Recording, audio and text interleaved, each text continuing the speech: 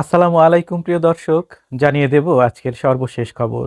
আপনাদের সাথে আছি আমি তানজিদ হুসাইন।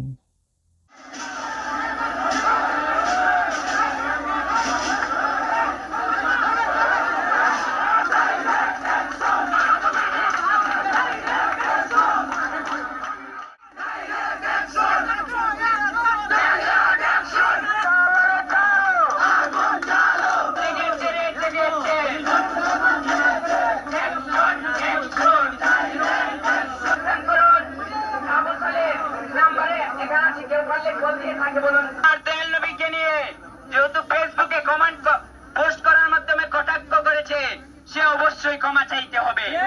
সে যদি ক্ষমা না চায়, সে হয়তো জানে না এটা সৈয়দ নাসিরউদ্দিন সিবাসালার হবিগঞ্জ, এটা সুফিবাদী সুন্নি জনতার বাংলাদেশ। মিলাদুন্নবীর মতো একটা পবিত্র শব্দকে মিলাদুন্নবী বেদাত আপনি নিয়ে থাকেন, বেদাত আপনি চালিয়ে যান, আপনি করেন না, এটা আপনার ব্যক্তিগত ব্যাপার। কিন্তু আপনি মিলাদুন্নবীর মতো একটা পবিত্র শব্দটাকে মদের সাথে আপনি কিভাবে তুলনা করলেন? এর জন্য আমরা মোহাম্মদী হার্ডওয়ার ঘেরাও করেছি।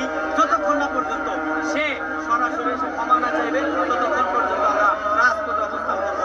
আরবি যে মাস চলছে, সে মাস হচ্ছে মাহে রবিউল আউয়াল।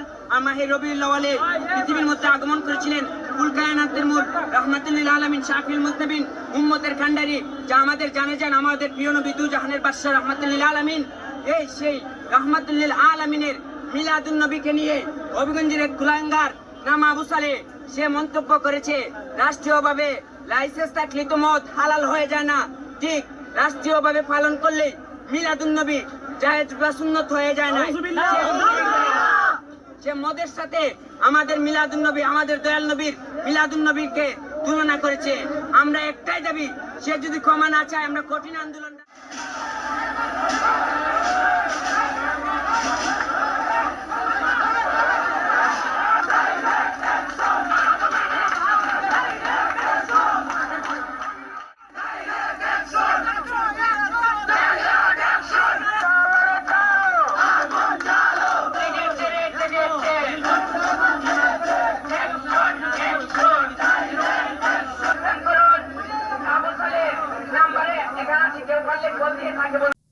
প্রিয় দর্শক, আজ এ পর্যন্তই। নতুন কোনো খবর নিয়ে আবারও হাজির হব। সে পর্যন্ত সবাই ভালো থাকবেন। চ্যানেলটিকে সাবস্ক্রাইব করে না থাকলে এখনই সাবস্ক্রাইব করুন এবং পাশে থাকা বেল আইকনটি বাজিয়ে দিন। আর ফেসবুক থেকে দেখে থাকলে ফলো দিয়ে রাখবেন। এতে সবার আগে আপডেট নিউজ পেয়ে যাবেন আপনার নোটিফিকেশনে। আসসালামু আলাইকুম।